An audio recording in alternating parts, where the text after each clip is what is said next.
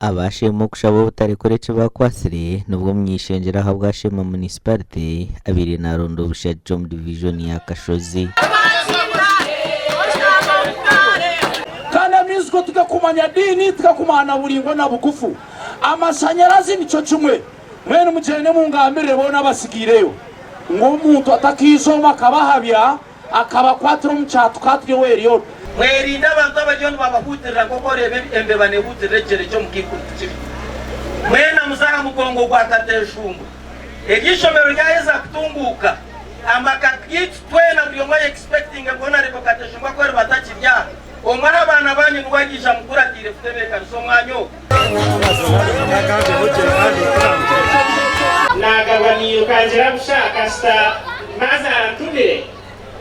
mbona ati obo muntu magamba nubice aha levo ya una rekokateshi abo kegerese n'ubimanya nibinji ari kubiyo mu government abasikuze kwa toma telefone twende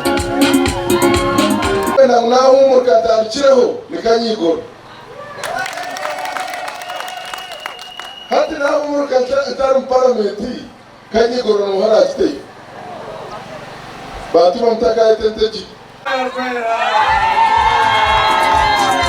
omuganda kurwo muri Shema ekitongole cy'ebyoburure cya Electoral Commission chuhize nshomu y'umushango gwa Dr. Eliodat Mwesije oguyabira tabarize Julius Ndagira rukushaba ngo bamwihemu ngo akajingire mpapara hamwe na za signatures ayo Shema n'utinwe twine usanga yibatwire n'abamtaho ngutasemerire kuba naye Simba ngutumunyashema nozi manyatarashomere Westminster Justice byabakama nyimwaze bagambiro mu Electoral Commission yabajyango byo byone bariyone bakora no kuyiya okuremesa abantu bashema nozi okweyemerera abanyamateka bareba ba verifying signatures bashanga bari abantu bayomba forgeringa mwene birhanga kora nyumwaba zashayi 11 byabakama sindikire chipapura yangira to mushango wakusinga umusango zirenta kana karuniza kujiranta